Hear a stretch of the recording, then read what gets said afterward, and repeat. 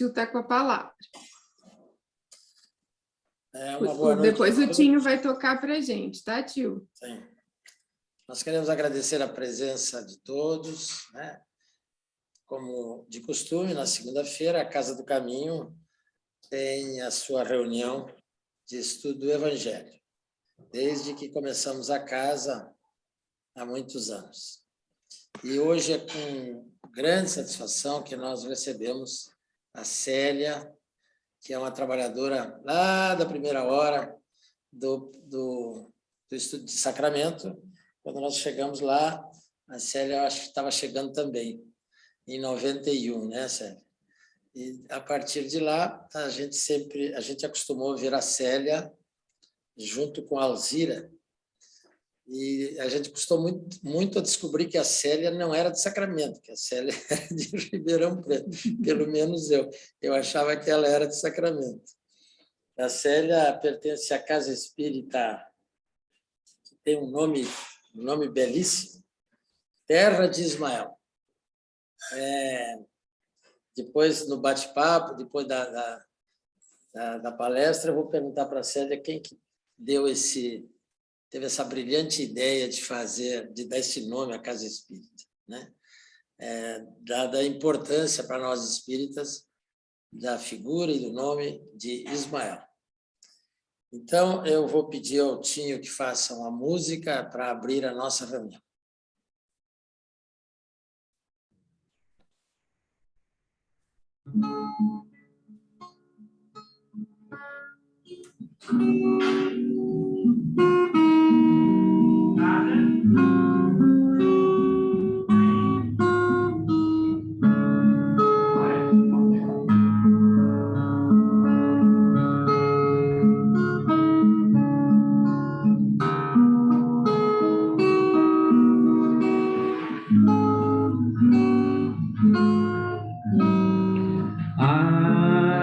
Agradecemos, Senhor, Senhor, esses momentos de paz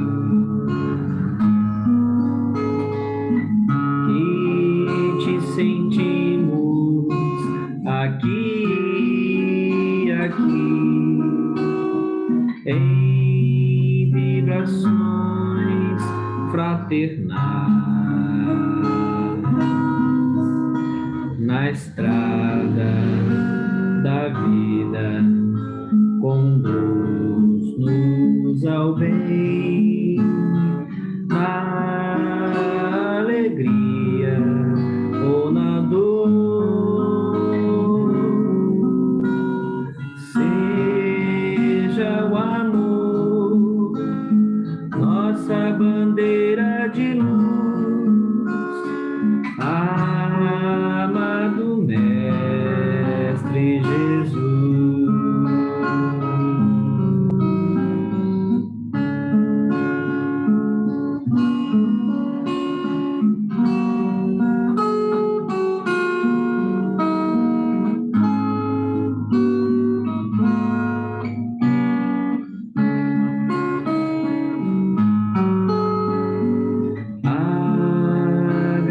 Agradecemos, Senhor, Senhor, esses momentos de paz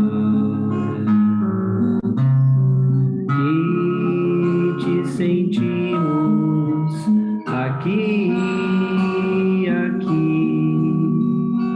em vibrações fraternais, na estrada da vida, conduz-nos ao bem, na alegria ou na dor, seja o amor nossa bandeira de luz, amado Mestre Jesus, seja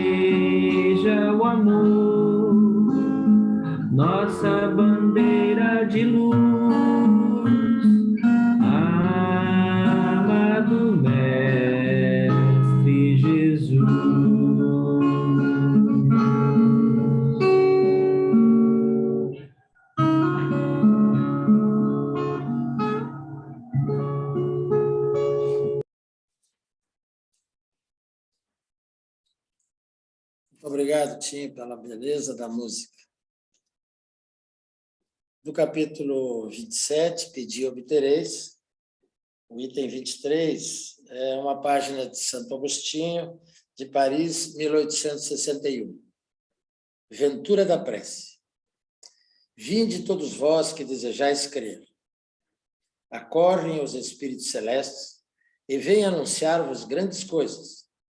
Deus, meus filhos, abre os seus tesouros para vos distribuir os seus benefícios. Homens incrédulos, se soubesses como a fé beneficia o coração e leva a alma ao arrependimento e à prece. A prece. Ah, como são tocantes as palavras que se desprendem dos lábios na hora da prece. Porque a prece é o orvalho divino que suaviza o excessivo calor das paixões. Filha predileta da fé, leva-nos ao caminho que conduz a Deus. No recolhimento e na solidão, encontrai-vos com Deus. E para vós o mistério se desfaz, porque ele se revela. Apóstolos do pensamento. A verdadeira vida se abre para vós. Vossa alma se liberta da matéria e se lança pelos mundos infinitos e etéreos, que a pobre humanidade desconhece. Marchai, marchai pelos caminhos da prece, e ouvireis a voz dos anjos. Que harmonia! Não são mais os ruídos confusos e as vozes gritantes da terra. São as liras dos arcanjos, as vozes doces e meigas dos serafins, mais leves que as brisas da manhã, quando brincam nas ramagens dos vossos arvoredos. Com que alegria, então, marchais? Vossa linguagem terrena não poderá exprimir jamais essa aventura, que vos impregna por todos os poros. Tão viva e refrescante é a fonte em que bebemos através da prece. Doces vozes, inebriantes perfumes, que a alma ouve e aspira, quando se lança pela prece a essas esferas desconhecidas e habitadas. São divinas todas as aspirações, quando livres dos desejos carnais. Vós também, como Cristo, orai, carregando a vossa cruz para o Gólgota, para o vosso Calvário. Levai-a e sentireis as doces emoções que lhe passavam na alma, pela alma, embora carregasse o madeiro infamante. Sim, porque ele ia morrer, mas para viver a vida celestial na morada do Pai. É com essa beleza de texto de Santo Agostinho que nós, com o coração em alegria, recebemos a série entre nós e os nossos corações, pela música e pelo texto, estão abertos à fraternidade. Sinta-se, Célia, como se estivesse sendo acolhida por amigos, pessoas que te respeitam, te amam e querem receber da tua inteligência as orientações para esse tema que você escolheu, de extrema importância para todos nós espíritos. Um beijo para você. Está com a palavra. Muito obrigada. Eu realmente me sinto entre amigos. E passou na minha mente um filme agora, dos quase 10 anos seguidos, que a Alzira e eu fomos a Londrina, nos encontros em setembro, se não me engano. E eram momentos memoráveis, que nos marcaram profundamente, porque não só pela fala do encontro, mas por ter reencontrado amigos, o Júpiter e a Tânia são espíritos diretamente ligados ao coração de Eurípides. E Eurípides tem colocado sobre esses ombros uma tarefa de ser aí a Casa do Caminho, um polo do trabalho desse magnífico benfeitor espiritual Eurípides Barçanufo, que nos auxiliou no nosso planejamento reencarnatório e auxiliou que a casa espírita que hoje servimos começasse no mundo espiritual, para que ao reencarnarmos nós pudéssemos dar cabal cumprimento aos nossos compromissos mínimos. E nós sempre dissemos ao Júpiter, à Tânia, que morões juntos não formam cerca, mas nós somos todos de uma mesma família e estamos divididos em algumas regiões do Brasil, para que nós pudéssemos trazer a nossa experiência, mínima que seja, a nossa colaboração mínima e o eterno aprendizado para esse espírito que nós temos extremada gratidão. Então, o tema que nós vamos falar é um tema muito complexo, muito extenso, que é um tema de estudos sequenciais na nossa casa, que é a gente refletir mesmo sobre a casa espírita do novo milênio. Com qual objetivo? Temos percebido que o movimento espírita está muito aquém do que era a sua destinação original à época de Kardec. E os espíritos benfeitores têm mostrado o seu interesse em nos socorrer. E, em função disso, que nós vamos falar hoje sobre essa casa espírita, eu vou compartilhar os slides para que a gente possa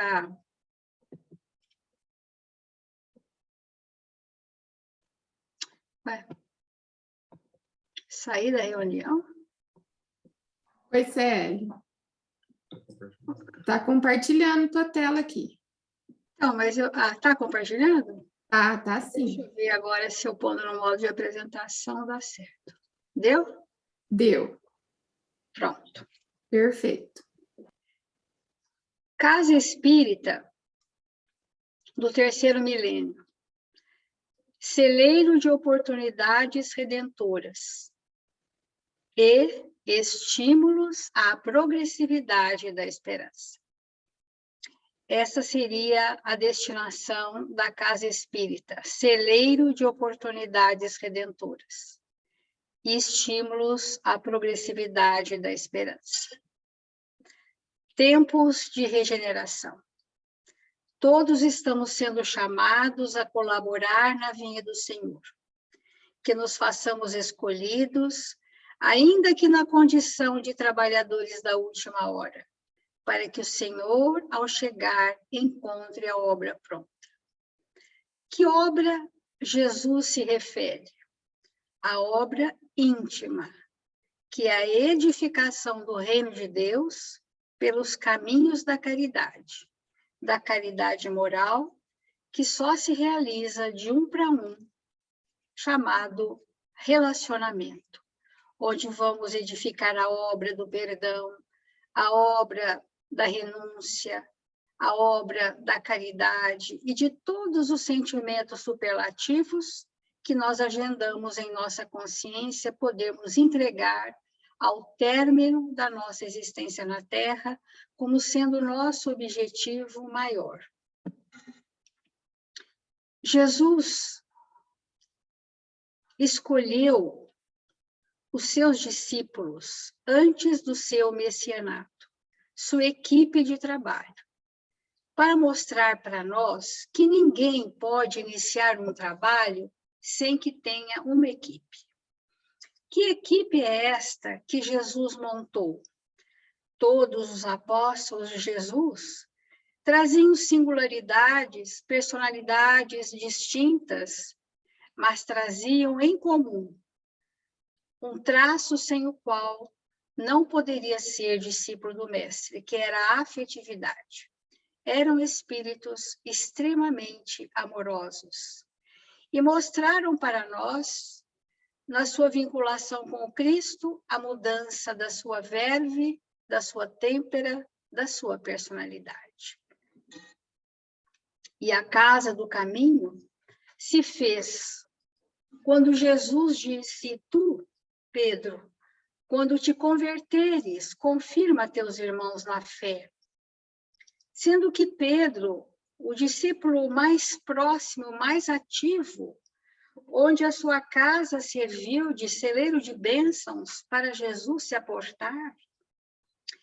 Pedro, que havia visto todos os feitos do Cristo, no momento extremado que Jesus, à véspera do Calvário, disse a Pedro: quando te converteres, significando que Pedro estava convencido mas ainda não convertido.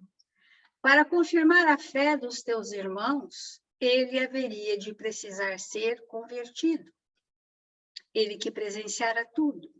Então, foram necessários os trabalhos imensos em Jerusalém, os sacrifícios pessoais, as lutas enormes consigo mesmo, para que pudesse converter-se ao Evangelho. Só então, a Casa do Caminho teria a expressão vibratória de Jesus e todos esses homens chamados do Caminho seriam médiuns do Cristo.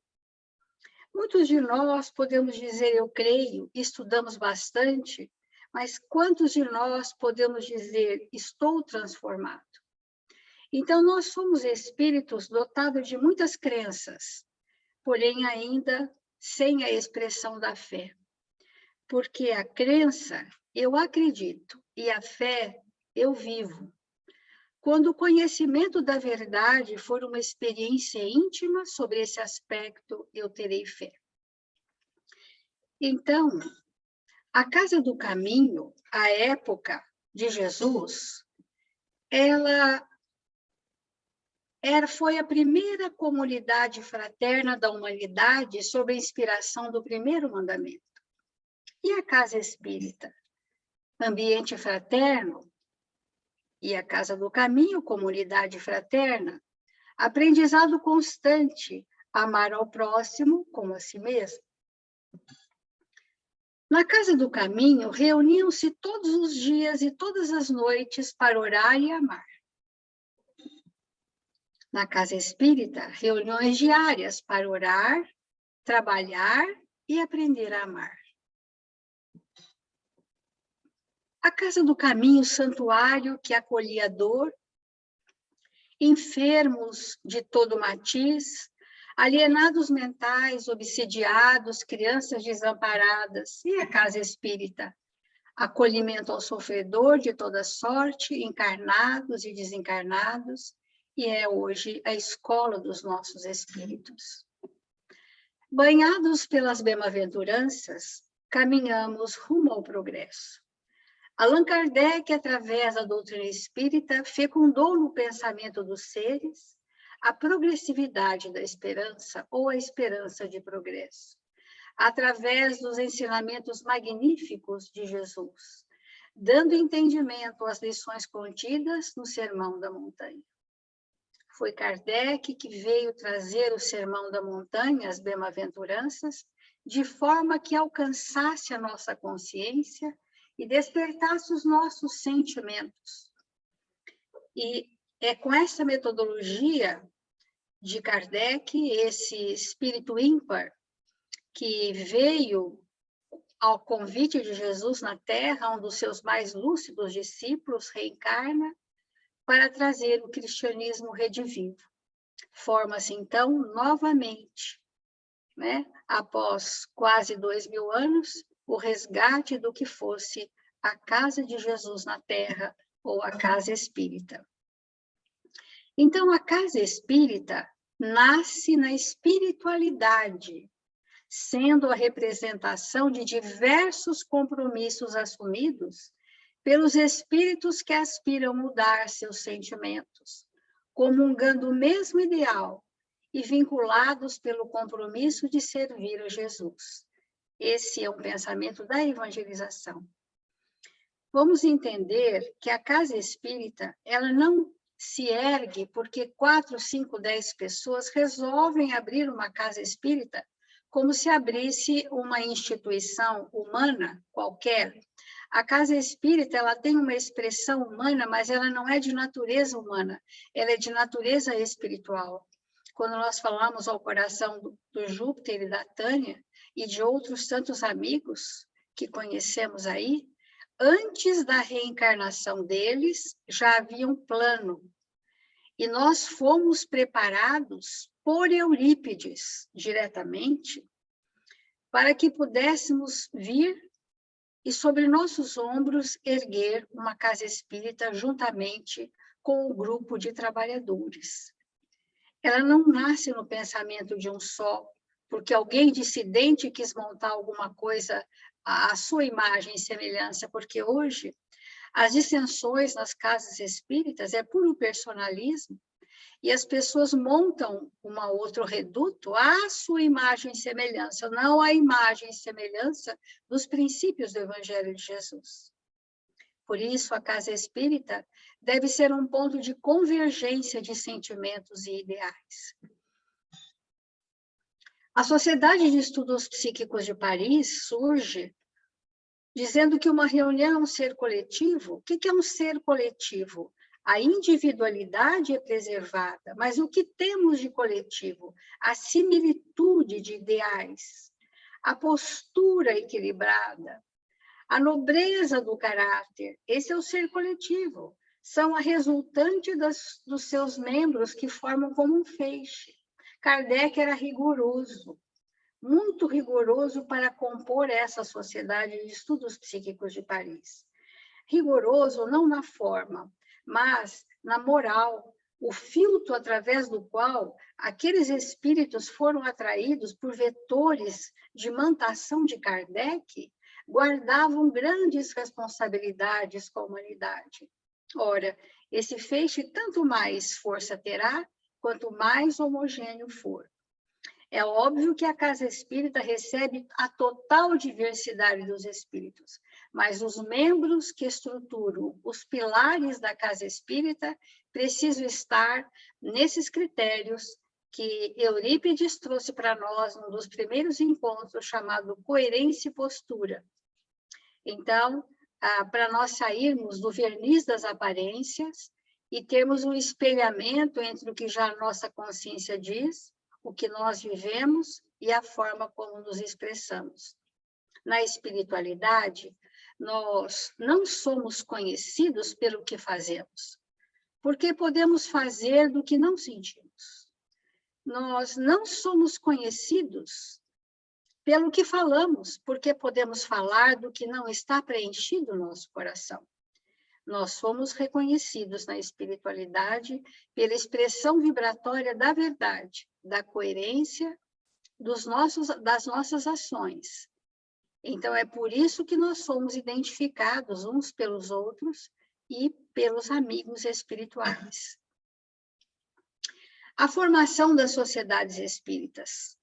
As condições mais favoráveis para uma sociedade espírita que aspira a granjear a simpatia dos bons espíritos e a só obter boas comunicações, afastando as más, são perfeita comunhão de vistas e sentimentos, cordialidade recíproca, ausência de todo sentimento contrário à verdadeira caridade cristã e um desejo de se instruírem e melhorarem por meio dos ensinos dos espíritas. Por isso que nós precisamos resgatar na casa espírita princípios que nós já sabemos, todos nós somos capazes de reproduzir isso e falar sobejamente sobre isso, mas nós precisamos ter um ponto de profunda reflexão, porque as casas espíritas, nesse momento, não estão sendo suficientemente sinalizadoras para que os espíritos que ali buscam encontrem verdadeiramente aquilo que atendam às suas necessidades. E foi então que Eurípides, Barçanufo e outros estudiosos do processo evolutivo do espírito vêm estudando e acompanhando há mais de um século quais as causas das quedas morais e espirituais que vem impedindo o desenvolvimento do processo evolutivo do espírito. Essa é a premissa de Eurípides. Estudou por um século o que estava acontecendo no movimento espírita e percebeu quais as causas do abatimento moral e o que está impedindo verdadeiramente o processo evolutivo do espírito. A partir desse estudo que quando a gente fala Eurípides, nós estamos falando a equipe do espírito de verdade. Ao fazer um acompanhamento de várias casas espíritas, a equipe de Eurípides chegou à conclusão de que era necessário criar um método de educação que auxiliasse o espírito a compreender a vida do espírito. e porque já tínhamos todo o manancial da doutrina espírita, e sabíamos falar para o outro, demonstrar para o outro, mas não sabíamos como aplicar isso em nós. E ao estudar, constatou que a casa espírita constataram. O que eles constataram? Olha que seriedade, amigos. O conhecimento não tinha sobre o pensamento efeito libertador e transformador, o que lhes trouxe grandes preocupações. Era um armazenamento de dados intelectuais, porque nós podemos dizer, o que é o conhecimento? O conhecimento é uma experiência daquilo que sei. Se aquilo que sei não for experiência, não é conhecimento, é uma informação fugidia. Para que o conhecimento sedimente em nós, ele precisa passar por uma experiência. Pouquíssimos espíritas reconheciam na mediunidade uma faculdade que ampliava suas esperanças de progresso. E a faculdade mediúnica voltou a ser um mediunismo dissociado do processo evolutivo do médium. O desconhecimento das causas geradoras dos conflitos fez com que surgissem pensamentos como culpa, medo, revolta, tornando-se pessoas deprimidas, tristes e muitas vezes inseguras e ansiosas, com grande leitura doutrinária e boa informação. A casa espírita, no contexto atual, em função desse diagnóstico da equipe de Eurípides, necessita compreender os processos de amparar espíritos que para ela se dirigem.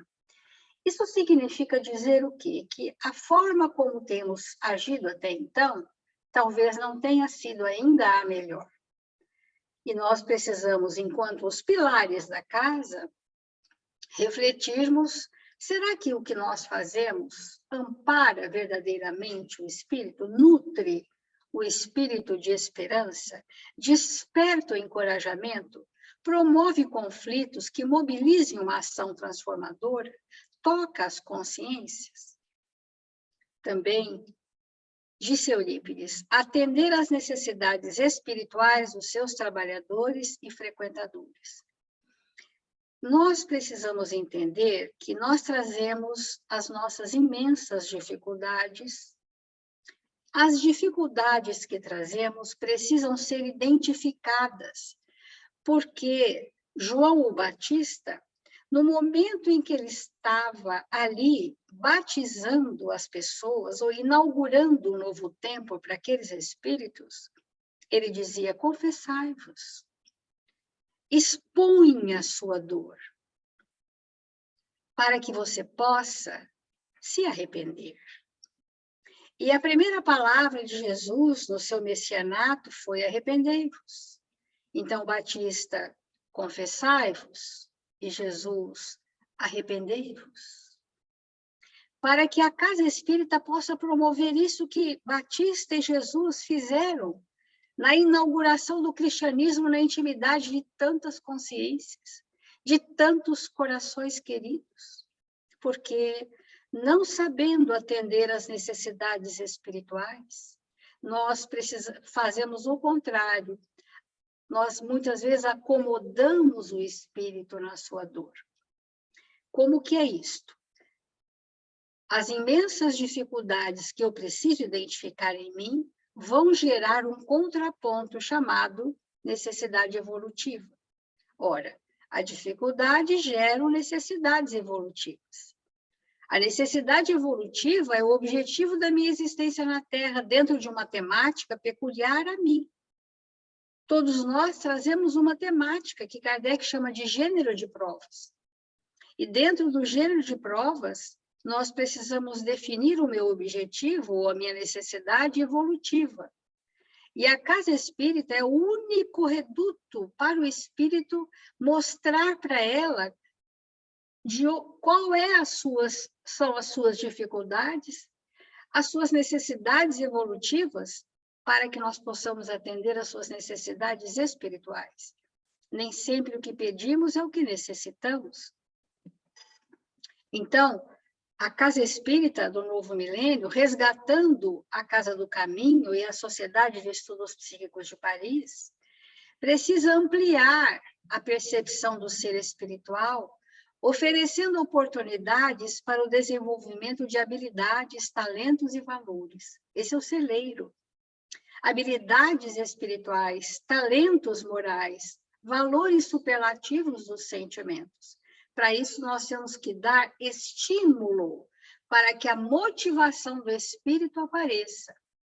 E muitas vezes nós ficamos fazendo coisas, e todas as casas fazem as mesmas coisas, mas às vezes aquilo não é um estímulo suficiente para expandir as potencialidades divinas que trazemos em nós.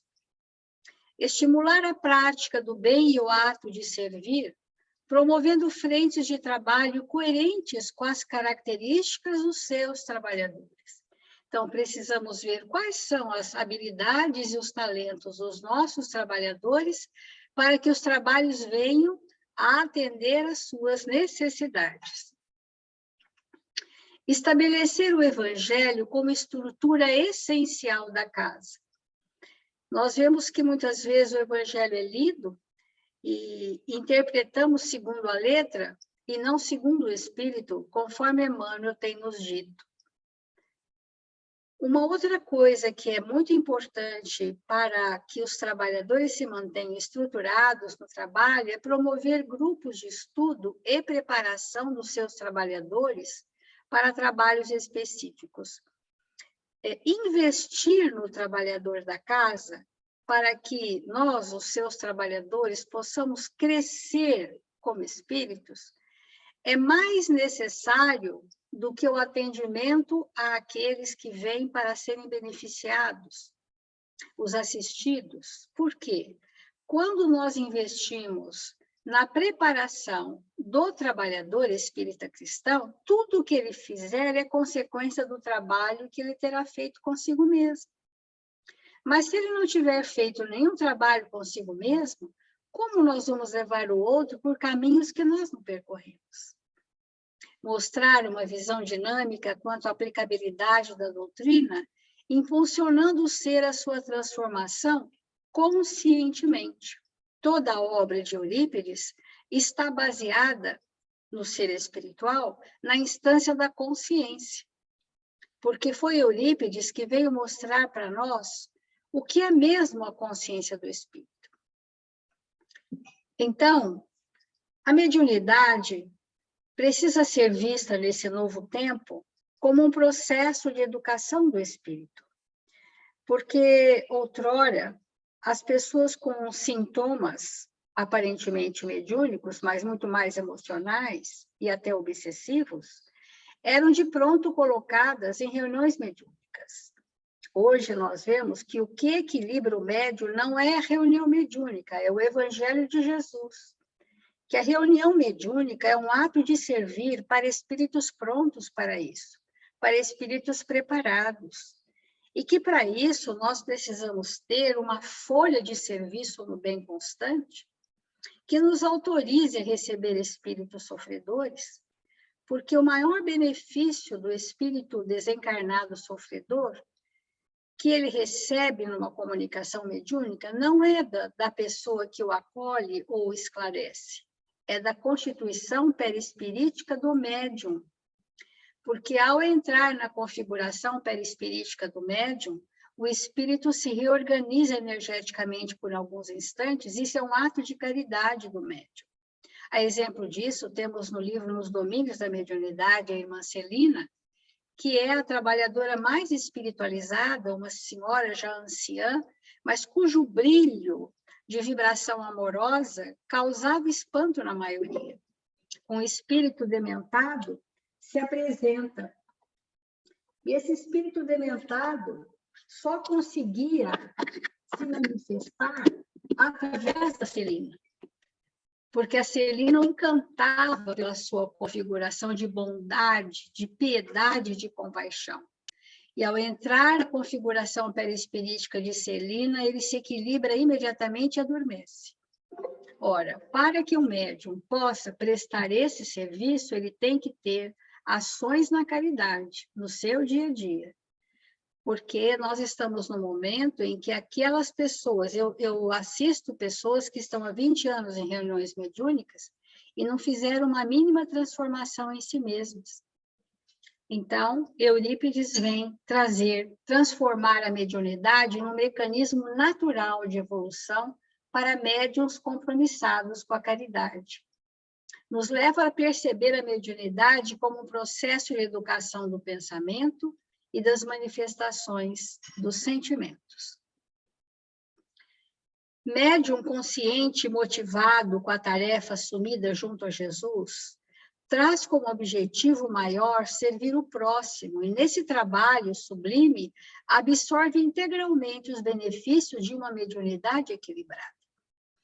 Porque é muito controversa essa questão, porque há pessoas em desequilíbrio que pensam que isto é só mediunidade, mas são questões conflitivas que ela não resolveu, e ela se transforma num polo atrativo para entidades espirituais que lhes são semelhantes.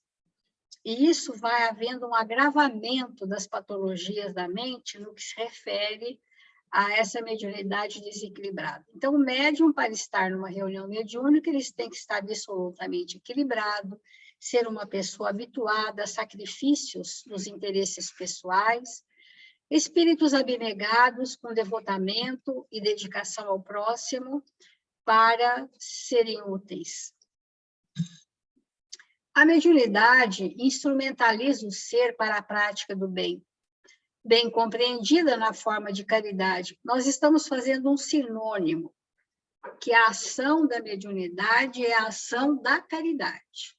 Então, o espírito dado à caridade, ele tem uma expansão mediúnica pelos canais intuitivos muito mais expandida do que muitos médiuns ostensivos que estão atropelados nas suas questões pessoais, né?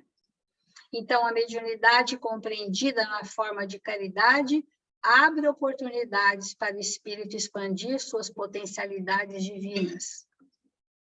Quando a caridade for exercitada, há uma expansão de sentimentos, possibilitando a associação de espíritos valorosos que estimulam a prática do amor na forma da caridade. Essa é a mediunidade do novo milênio.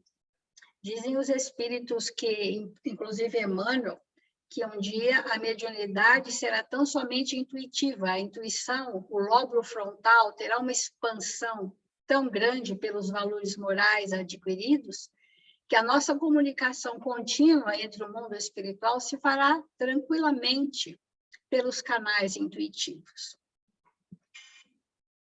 A casa espírita evolui à medida que evoluem os seus trabalhadores. Isso é um ponto bastante conflitivo.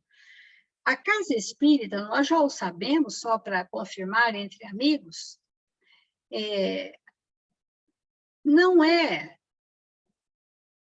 é aquilo que os espíritos superiores fazem dela.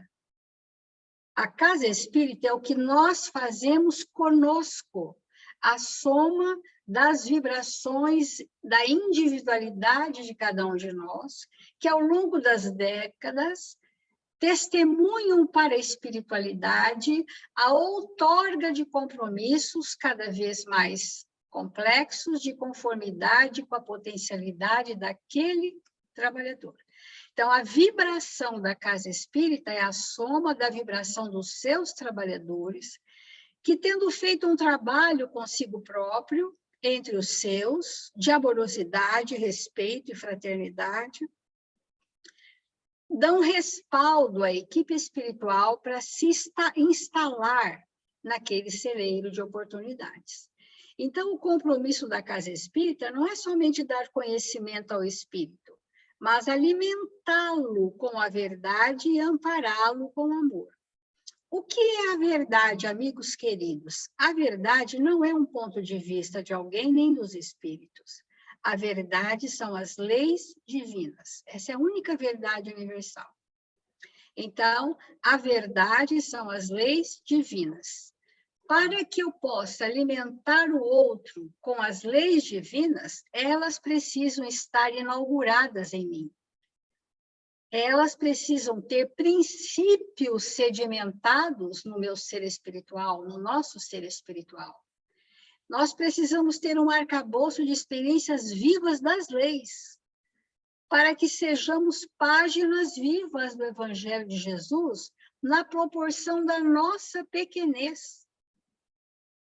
Mas nós precisamos, que a gente fala, o exemplo, o que é o exemplo? Aquilo que, da verdade das leis, nós já conseguimos viver. E quando aquilo que nós já conseguimos viver for um fato inconteste, há uma expansão vibratória.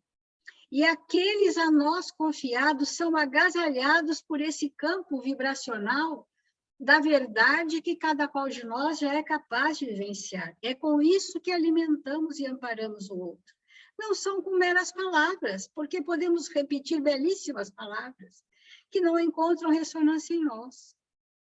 Então, o evangelizador de espíritos demonstra sua transformação quando age de forma consciente no seu processo evolutivo, alcançando o estado de solidariedade, o que lhe permitirá modificar todas as energias doentias armazenadas na memória.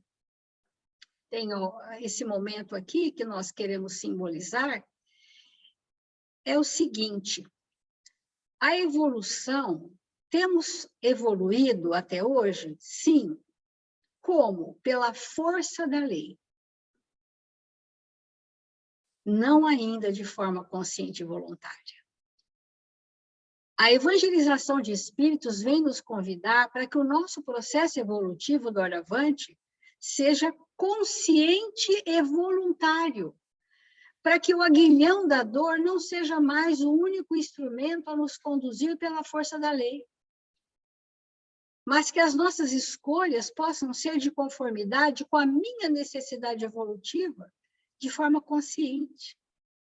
Isso é o maior legado de Eurípides a nós, para que a gente possa despertar esse estado consciencial e caminhar resolutos, confiantes, determinados, firmes, encorajados. Esse é o momento da Casa Espírita do terceiro milênio. Nós criarmos essa condição entre os trabalhadores. Porque uma pessoa chega no sofrimento, nós precisamos ter recursos muito mais do que aqueles que lemos nos livros. Então, alimentar o que chega com a verdade não é fazer discurso, é fazer silêncio às vezes, mas ter do que expandir, ter do que doar, para que ele seja amparado e seja saciado como a água da fonte viva. Essa seiva divina, esse fluxo divino, precisa permear o nosso ser para que chegue ao outro. Essa é a tarefa da mediunidade. Que nós possamos nunca interromper o fluxo divino que jorra do Pai em favor de todos nós. Mas se eu estou naquele momento, numa crise de raiva, ou de ciúme, ou de inveja, ou de vingança, eu interrompi o fluxo divino. Se a intemperança tomou conta do meu ser espiritual, eu interrompi o fluxo divino. E as nossas ações contrárias ao bem interrompem o fluxo divino, que é a seiva viva da lei divina que permeia os nossos seres, para que nós possamos amparar com a verdade. Então, qual então a postura do trabalhador espírita cristão na casa espírita? Cabe ao trabalhador espírita cristão manter sempre uma reflexão de como trabalha. Nós temos que questionar os pequenos grupos de cada dia da casa. Será que o trabalho que eu desenvolvo me transforma? Eu preciso pensar e refletir como eu me relaciono com as pessoas. Será que eu estou no verniz das aparências?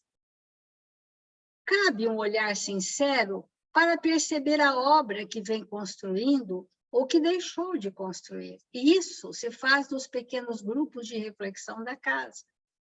É o trabalhador consciente que se empenha ao máximo no desempenho das tarefas que lhe são oferecidas. É aquele que dá prioridade aos relacionamentos, exercendo o perdão e a indulgência com as dificuldades alheias. Quem é o evangelizador da casa? São os espíritos que têm maior recurso para se relacionar. Olha só, não é o que conhece mais, que leu mais, que foi para sacramento todo dia, não é esse, não. É o que sabe se relacionar, exercendo perdão e indulgência todo o tempo com todas as pessoas. Esse é o trabalhador espírita cristão. Então, a casa espírita tem um ambiente espiritual próprio. Cada um de nós tem um reduto que é a soma do ambiente dos seus trabalhadores. Esse ambiente salutar passa a ser um estímulo para outros espíritos avançarem e alavancarem sua vontade e se evangelizarem. Então, dentro de uma visão sistêmica dos trabalhos da casa, nós dizemos assim, o recurso maior da afetividade é o liame espiritual que nos vincula uns aos outros.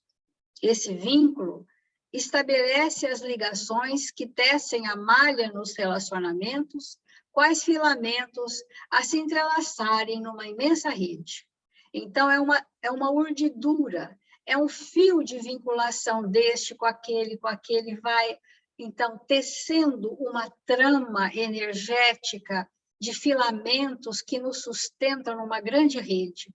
É um contexto coletivo, onde todos se ligam a todos e todos necessitam de todos.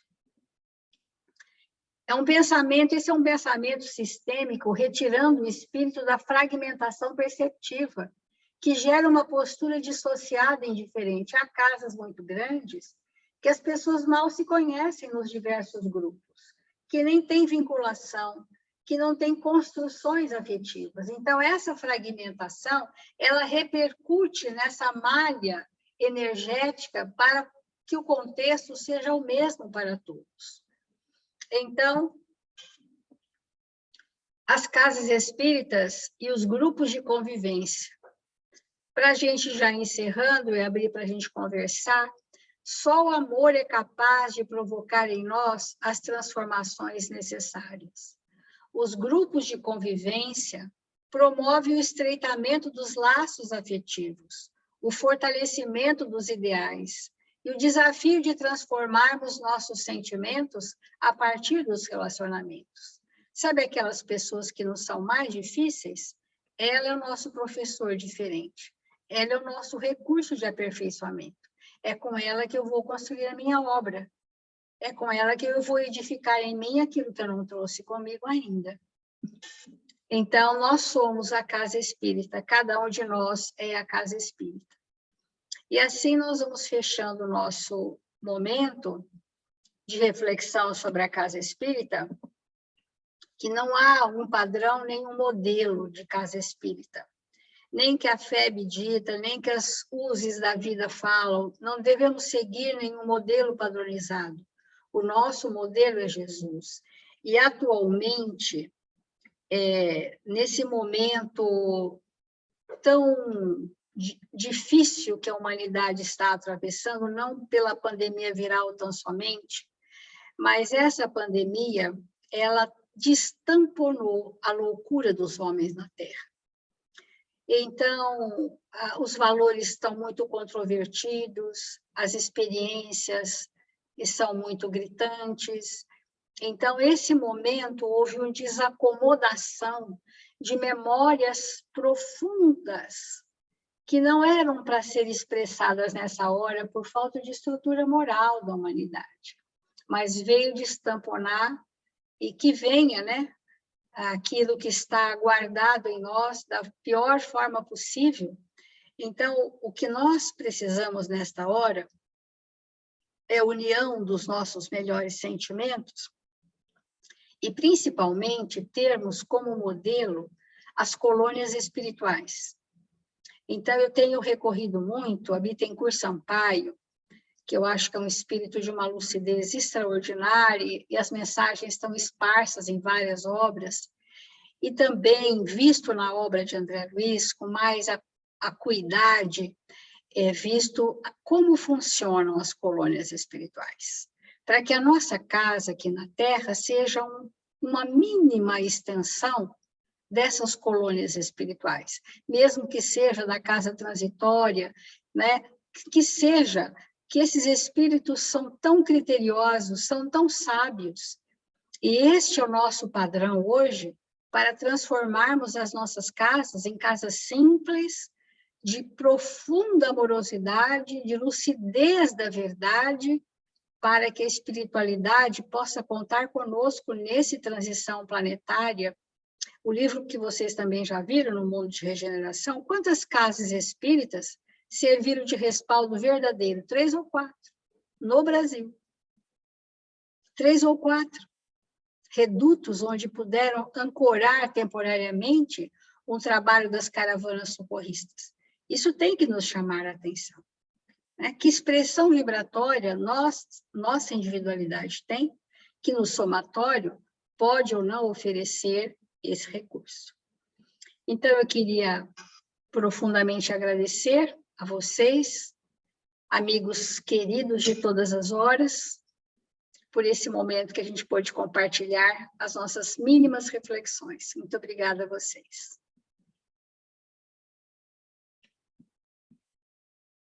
Nós vamos abrir para quem quiser conversar. Estamos aqui juntos. Célia, dentro da minha experiência tratando de doenças crônicas, e mais fortemente de dependência química, né? Que eu tenho uma clínica, nós temos uma clínica, dependentes químicos. Sim. Esses 2 anos aí de pandemia mostraram uma coisa, que a leitura que eu faço é o seguinte: as famílias que optaram por espiritualizarem-se, cada um na sua visão, né, dentro dos seus conhecimentos, elas se uniram e venceram, de certa maneira, até agora. E as famílias que optaram pelo modelo materialista, e na minha opinião, a pandemia veio dar uma pancada no modelo materialista, né? Porque botou a City de Londres em banho-maria, botou 10 mil aviões no pátio, etc, etc, etc. Então, do ponto de vista dos dependentes químicos, quando eles se uniram e eles espiritualizaram a sua existência, na sua fé, cada um do seu jeito, eles conseguiram vencer. E aqueles do modelo materialista foi uma explosão, uma loucura de uso, de aumento de álcool e droga, uma coisa assim enorme.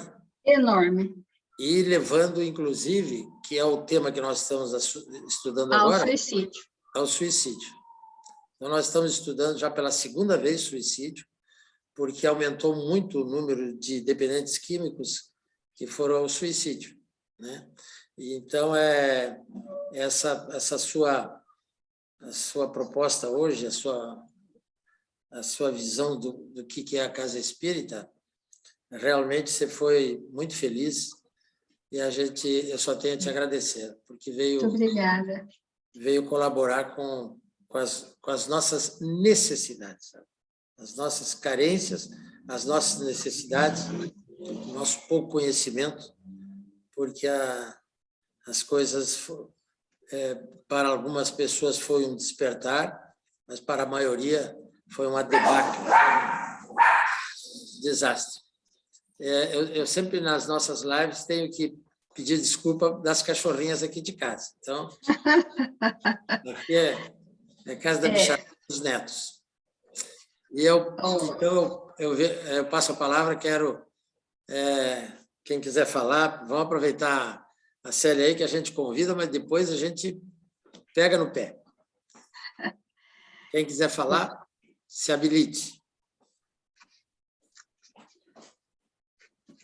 O contingente de suicídio está uma coisa assustadora, até porque esses vales estão sendo deslocados e esses espíritos estão maciçamente reencarnando como oportunidades redentoras. E então nós também montamos na nossa casa um grupo de jovens com tentativas, ideações, tendências suicidas e associações de comorbidades. Nós montamos um grupo e tivemos êxito nesse mínimo grupo, né? Esse mínimo grupo, falamos sobre a necessidade da encarnação do Evangelho, não saímos desse item. E daí se derivaram todas as perguntas, as queixas, e então eu acho que toda casa espírita, nesse momento, deveria socorrer esse contingente enorme, e principalmente adolescentes. Ali nós tínhamos de 14 a 20 anos. E então, depois agora com a pandemia, fizemos online um tempo e agora voltaremos presencial com eles também, que são encaminhados lá pelo setor médico. A casa tem um setor grande de fitoterapia, temos mais de 10 médicos, e eles fazem, então, o encaminhamento para esse grupo nosso, porque temos que socorrer, né, imediatamente. Então, isso é uma reação, até uma reação em cadeia, né, Júpiter? É interessante. A pessoa, às vezes, não estava pensando nisso, mas ela entra nesse fluxo, nessa psicosfera coletiva, e são espíritos ingênuos, incautos, frágeis, e que se deixam arrastar. Nem todos trazem componentes graves, mas trazem uma ingenuidade, um primitivismo do discernimento, e se deixam arrastar. E aí, Célia, o grupo da dependência química da clínica, da nossa clínica, é extremamente heterogêneo. E a maioria tem formação evangélicos e católicos. É muito raro ter um ou dois espíritas. Mas o que eu acho muito interessante é que o argumento espírita que eu tenho que colocar, não de maneira doutrinária, né? Eu não posso me permitir ser doutrinário, né? E nem precisa. Mas não precisa. Mas a noção de programação reencarnatória, a noção de imortalidade, é um bálsamo na vida deles. Porque quando eu faço uma pesquisa de momentos assim bastante profundos entre nós, eu tenho a impressão que mais de 90% já tentaram suicídio, os dependentes químicos. E eles se sentem acolhidos, né, para abrir o coração. E eles realmente falam, né, que a ideia do suicídio é uma constante. E a outra coisa que eu queria que você comentasse é que, a partir daí, mudou a nossa reunião mediúnica. O número de espíritos em tratamento no mundo espiritual, ou sendo encaminhados para tratamento da dependência química, e também suicidas, tem dominado a nossa reunião mediúnica. Com certeza. É um polo de convergência da necessidade da casa, né? Que esse é muito importante. Realmente, os jovens que a gente recebe também não são de nenhuma religião e tudo, e são avessos à religião em geral, e a gente também não faz um trabalho de doutrinação, mas de esclarecimento. Então, eu falo para eles que eles estão reencarnados. E eles, como que é isso? Eu vou explicar, tal e tal. Eles ficam super interessados, mesmo que seja ficção. Pode acreditar como ficção? Pode acreditar como ficção. Falou, mas é uma boa ficção essa. Legal. Então, eles reagem muito favoravelmente ao que seja planejamento reencarnatório. Mas aí é impressionante os depoimentos, certo? Né? Porque você tem com eles uma ligação de 1 hora ou 2. E na clínica nós temos horas, né? São horas, meses. e eles, depois de um tempo, quando eles se sentem acolhidos, seguros, eles contam as experiências mediúnicas que eles têm. Com certeza. Então, muitos com clarividência, com clareaudiência, que foi interpretado pelo psiquiatra como um surto, como esquizofrenia, como uma série de coisas. Lógico que no uso da droga é um surto psicótico, né? Uma viagem terrível, mas fora da droga. Então, eu já falei isso num congresso médico espírita, né? Na frente de autoridades, olha só a minha loucura. Eu falei que a minha teoria é de que o dependente químico é um médium atormentado, né? Que tem que ser amparado. E isso é uma tarefa para a casa espírita. Para a casa espírita. Mas acontece que a gente vai aqui, na nossa região por aqui, e nem toda a diretoria da casa espírita aceita isso aí. Eles fogem muito disso aí. E negam a comunicação. Num congresso médico espírita que nós fizemos,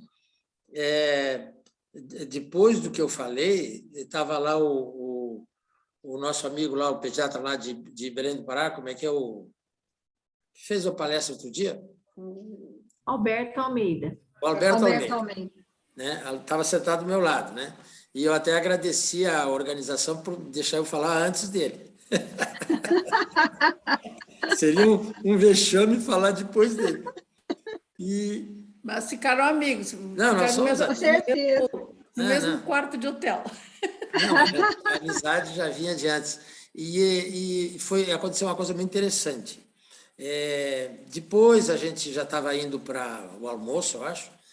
O presidente da Casa Espírita me chamou a portas fechadas, pediu que eu mantivesse segredo.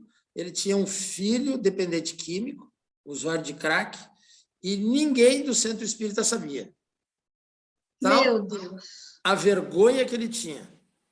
E se ele podia encaminhar o filho para tratar aqui em Londrina, e eu percebi uma dor tão grande nele, e dominado por preconceitos, por vergonha, uma série de coisas. Eu abri as portas da clínica aqui e tal, dei os telefones, tudo, mas ele não voltou a nos procurar. Então, eu gostaria que outros falassem, senão dizem que eu sou ditador. Eu Alziro. Eu Alziro daqui. Com certeza. Célia, eu quero agradecer sua fala conosco, muito estimulante. E mais estimulante ainda, que eu queria dizer para os meus amigos aqui, é ir na casa de Ismael, na terra de Ismael, porque eu fui num domingo de manhã e eu fiquei impressionada com a quantidade de pessoas que estavam lá, de trabalhadores, e o envolvimento da família, né? Porque a gente vê que é um movimento que envolve a família. Então, estava a família toda reunida para esse momento. Eu achei belíssimo o trabalho de vocês e eu gostaria que, se você pudesse compartilhar conosco esse trabalho de envolvimento da família, como é que vocês têm conseguido trazer todo mundo para a casa espírita, porque a gente sente essa dificuldade, às vezes o pai vai, ou vai só o filho, a gente não tem conseguido esse envolvimento, sabe, de toda a família. Kátia, a gente não sabe a fórmula, não, mas eu vou te dizer algumas coisas. A nossa casa espírita é no campo, é uma casa espírita no campo, ela dista 30 quilômetros de Ribeirão Preto. Então, você tem que fazer uma viagem para ir lá, certo? Você tem que querer muito ir lá mesmo, para andar na estrada com terra, para pegar barro, para tudo, e que a nossa frequência é o pessoal de Ribeirão Preto, embora fique no distrito de Jurucê, a frequência. E como a gente passa o dia lá, a gente carrega a família, e a família vai se entrosando e trabalhando, e as crianças vão se evangelizando, e eu acho que isso uniu muito a gente. Sabe por que que uniu? Porque a gente não vai numa reunião que chega 10 para as 8, sai 9h20, sorri para todos e abraça. Porque nós convivemos o dia, sábado o dia inteiro, domingo o dia inteiro, todas as manhãs, todas as noites. Essa convivência faz com que a gente se aproxime mesmo e cada um se perceba como é. Então, isso ajuda, né? Como o Júpiter perguntou, por que chama Terra de Ismael? Quando o Dr. Jeremias Rodrigues Vilela, um psiquiatra espírita lá que doou para nós aquelas terras, ele sempre me dizia que ali seria uma casa espírita, mas ele tinha vaquinha leiteira no curral e a gente não achava que isso ia virar uma casa espírita. Aí um dia ele vendeu todas as vaquinhas, teve essa intuição e falou para a esposa dele que ali seria uma casa espírita. E, enfim, 2 meses depois ele desencarnou. Ele teve um micro AVC, deu um negócio na glote, não engoliu mais, aspirou pneumonia, morreu em 2 meses. E 1990, exatamente o dia que Eurípides fez a primeira comunicação através do Tomás Novelino. Eu já ia a Sacramento, eu estou a Sacramento há 40 anos. A Alzira estava grávida de Saulo, nem existia evangelização. E aí, nessa oportunidade, a Ana Maria, que hoje é a presidente da casa, recebeu uma intuição diretamente de Ismael, que ali seria a terra de Ismael. Foi uma relutância, porque o espírita mais assim antigo quer saber caminho da luz, quer não sei o quê, quer nome de livro, né? Então, mas aí nós cedemos, todos cederam a essa sugestão, e depois viemos a saber mesmo que Ismael compõe mesmo, né? Um pouco daquele pedaço ali, como em todo o Brasil, não é diferente, né? Então, nós estamos lá com Ismael.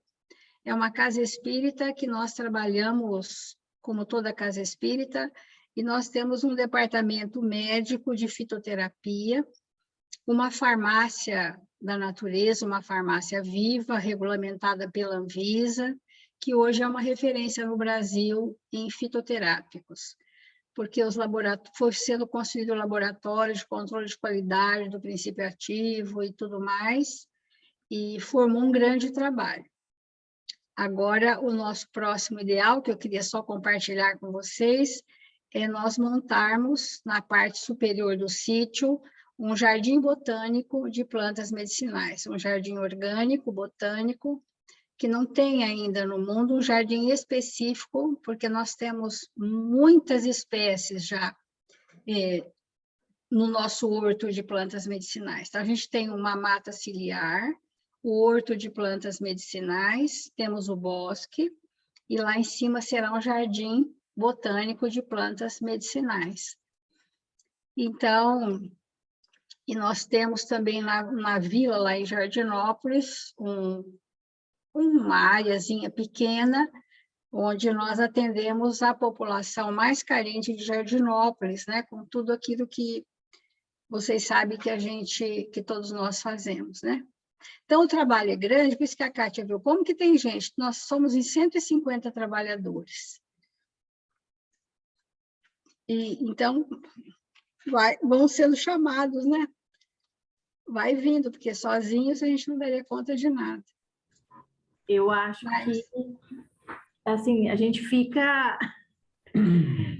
vê a vivência, né, de tudo isso que você falou aí hoje, né, no trabalho que vocês realizam. Então, maravilhoso. Acho que todos nós, fica o convite aqui para um sábado de manhã, quando tiver um domingo de manhã. Presencial. A gente vai marcar, a gente faz um encontro por ano, né? E aí vai todo mundo que quiser. Mas, gente, é muita luta, né, que a gente atravessa. Porque quando Jesus falou para Pedro que ele ainda não tinha sido convertido, só convencido, ele precisou de muitas lutas íntimas para se dizer convertido, né? Então, eu vejo as lutas do Júpiter com a Tânia, assistimos de perto os grandes testemunhos, as renúncias, a abnegação, né? E que eu admiro muitíssimo, né? Para que essa obra seja viva, né? Tem que passar por coisas bem expressivas, né? Graças a Deus, né, gente? É verdade. Muito bom. Amigos, adorei estar com vocês, viu? Como é tão fácil chegar em Londrina agora, hein? Só quero fazer uma pergunta aí, Célia. E não tem nenhum homeopata lá? Tem vários. Ah, Alguns são homeopatas e fitoterapeutas, trabalham os dois lados. Tem uma boa homeopatia. E também a Dora e o Assis de Araras, lá do ID, você os conheceu? Foram muito a Sacramento. Eles também estão frequentando, porque 2 horas de viagem, eles frequentam lá. E a Dora, ela tem uma farmácia homeopática tradicionalíssima em Araras, né? Ela foi, junto com o Salvador Gentili, a tradutora dos livros de Kardec. E o Assis é um médico homeopata, que já está quase aposentando, então eles também trabalham lá conosco. que bom, que bom. Parabéns, Então, parabéns. Então, vamos para a prece. Vamos. Depois eu abro aqui os microfones a todos para dar uma boa noite para a Célia e agradecer. Então, vamos elevar os nossos pensamentos em agradecimento profundo por essa noite de luz, vida e amor que a nossa querida irmã Célia nos trouxe. Muito obrigada por dividir conosco seu conhecimento e nos orientar com tão importante tema, que é a Casa Espírita do Terceiro Milênio. Nossos corações estão repletos de alegria por todo o ensinamento da noite. Então, vamos agradecer a espiritualidade amiga que nos assiste, aos nossos anjos guardiões, ao nosso mentor Eurípides Barçanufo, pelos seus ensinos de amor que tanto nos amparam e nos guiam, principalmente neste momento de alimento para o nosso espírito. Gratidão, meu Pai, por estar sempre junto de nós, e que todos juntos, nesse mesmo pensamento amoroso, enviemos a toda a humanidade nosso amor fraterno e incondicional, a todas as almas necessitadas. E hoje, Senhor, pedi que envie vibrações de amor a Abelina Alves Iocino e ao Dr. José Antônio Vieira de Paula e a Anica, sua esposa querida. Pai amado, Pai querido, obrigada por tudo que temos, por tudo que somos. Traze-me o coração ao raciocínio sincero, sem aspereza, brando, sem preguiça, fraterno, sem exigência, e deixe, Senhor, que a minha palavra te obedeça à vontade, hoje e sempre, e que assim seja. Muito obrigada. Obrigada, viu, amiga? Célia. Beijo. Tudo de bom para vocês. Adorei.